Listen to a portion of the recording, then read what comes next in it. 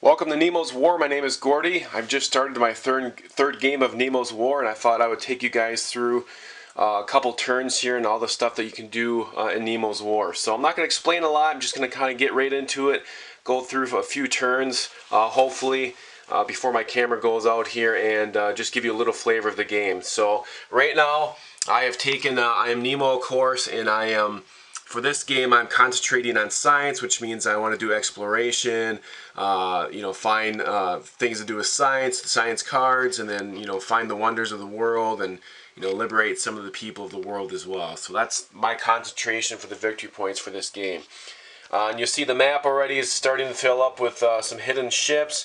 As that fills up, I'm going to have to deal with that as well. I am sitting here in the Eastern Pacific with my little Nautilus here. This is the one from the first edition. This is not what would be in the final copy of this game, the second edition, of course. But okay, so let's start off here. And the first thing you do is you take from the adventure deck, and you flip it over, and you do what the event card tells you.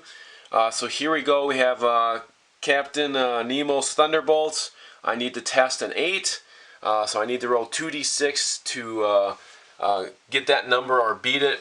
And of course, with that, I can spend either my Captain Nemo resource or a hull, or I can use both of them. So at the moment, both of them are pretty high.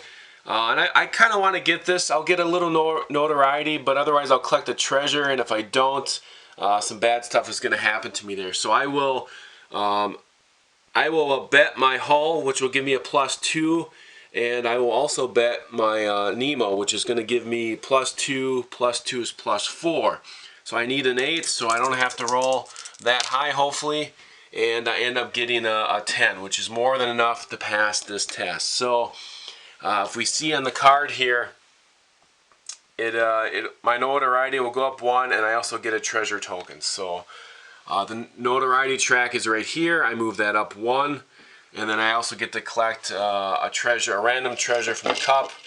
And I pick this up, flip it over, and it's a wonder, which is great. So the Bermuda Triangle, and this is going to give me some victory points. And I put that over here into the collected treasures, where that's going to add victory points for me a little bit later on.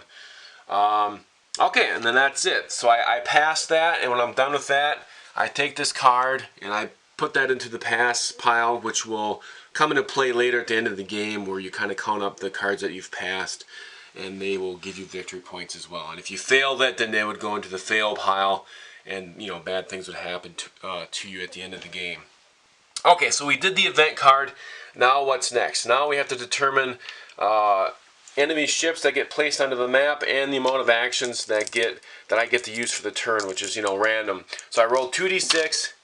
And I roll this. So I get a 4 and a 4, which means we will place a couple of ships on number 4 location, the South Atlantic. And here we have the South Atlantic, and it's full, so we're going to put one over here to the Cape of Good Hope. And we're going to place one up here to the North Atlantic as well. So now there's lots of ships under the sea, which isn't good for me, because that's kind of I need to start clearing those things out. A 4 also means I can add a treasure token to the number 4 spot, but there isn't any right there, and so I'm not going to place that. You can place it adjacent if there's any that are open, and I believe eventually I can put it over here in the Eastern Pacific, so right there.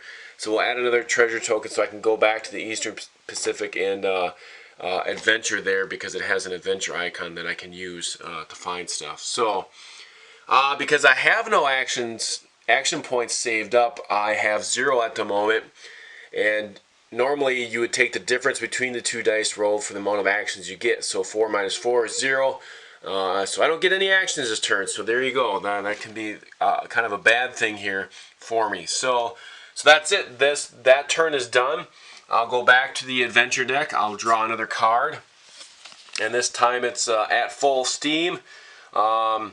After sinking a warship in the North or South Atlantic, I can pass, and at game's end, I fail if it's unused. So if I'll keep this, and then if I sink a warship in a designated place, then I will pass this, and I'll get 2 victory points, and I'll put that into the pass. But if I don't end up getting to this, then that's will be bad for me. So if you can see here, I already have a couple other cards that I've saved that I can use for a little bit later on. So alright, so that's the event. I will roll my 2d6 again. This time I'm getting a 6 and a 3, so I take the difference in that. And I put this up here at 3 action points, so I'll have 3 action points, which is good, considering I got none last time. But also this means I put a hidden ship marker on number 6, so I'll put one right here. And then on number 3, which is up here, but again that one is full, so I can go to an adjacent spot and put another one there as well. So again, the oceans are filling up, and I'm going to have to deal with that here soon, but since my concentration is science, I'm not going to be sinking a whole lot of ships necessarily in this game. So I'm sitting in the Eastern Pacific. I do have a search token there that I can do. I can look for treasure and stuff like that here, so I will do that. I'll go over here to the search table, and this is what I need to roll. So if I roll low, it's not good.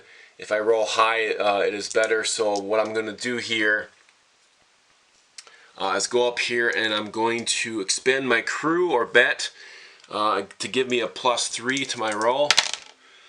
I roll 2 dice there. I get an 8 plus 3 is 11 for search, and we look in that category. Ooh, I just missed it, but I do collect 1 treasure. If I gotten 1 more, I could have gotten 2 treasure, eureka, but I didn't. I'm happy with the success. So I go to the handy dandy cup here, draw a treasure, flip it over, and I do what it tells me here, which is I can gain 1 Nemo or keep it for 4 victory points. So I can make that determination later, but I'm pretty sure for now I'll keep the 4 victory points. But later on I can expend that if I want to move my marker back up the track to get Nemo back to the victory point of 2, which for the wonders is huge. So if you're getting victory points for wonders, then that's a really good thing. So, but for right now I'm going to leave Nemo where he's at, and I'm going to put this token into the collected treasures here, up here in collected treasures. So that's my first action. I did that. I take that off there, and then I'm going to get out of the Eastern Pacific. So I have 2 actions left. So I'm going to move here to the Central Pacific. That takes 1 movement point, and then I'm going to move again up here to the Western Pacific, where I'm going to start dealing with ships next turn. I'll probably start attacking them, and then venturing here as well. And I can also incite and help out the local people here. So fighting against anti-imperialism. So there we go. Just a brief couple turns there of what it looks like.